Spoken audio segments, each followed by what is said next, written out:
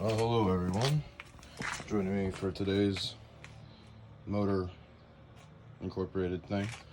So I got an idea this morning.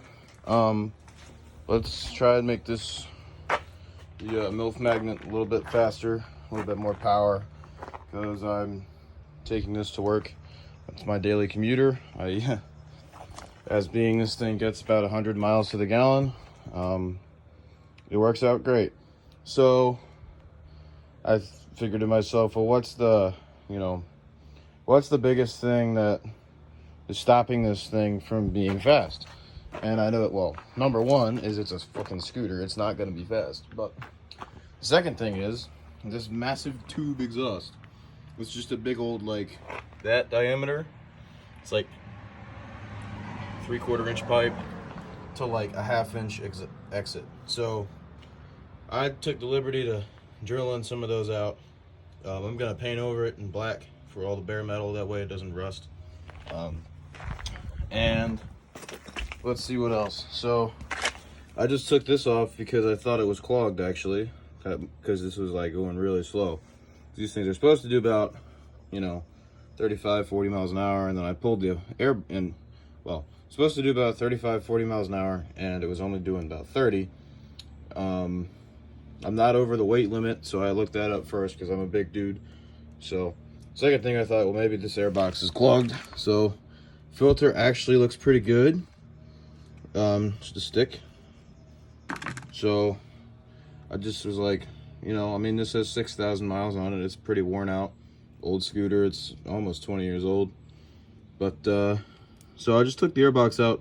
I'm gonna take this box off because I discovered basically it's a lot louder without this on, and it's like faster. So I took it for a test drive like this, and I hit about 45 miles an hour on flat ground, which is a huge, massive improvement.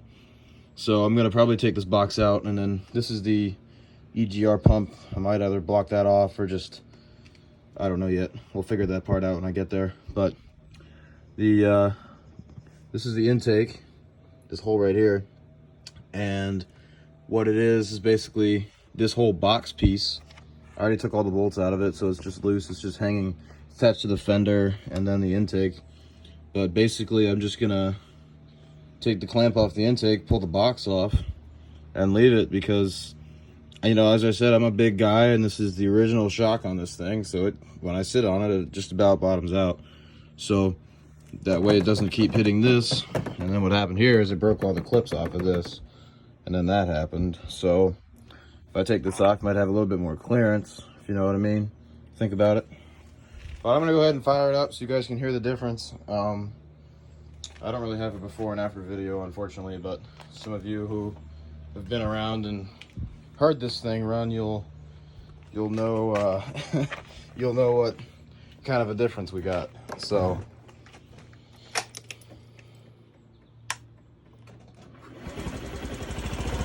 idle sounds a lot like a lawnmower. It's not that loud. It sounds like a weed whacker at idle.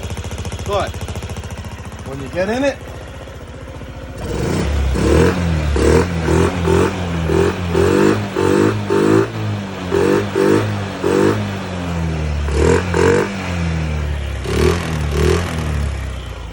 freaking thing rips. It sounds sick.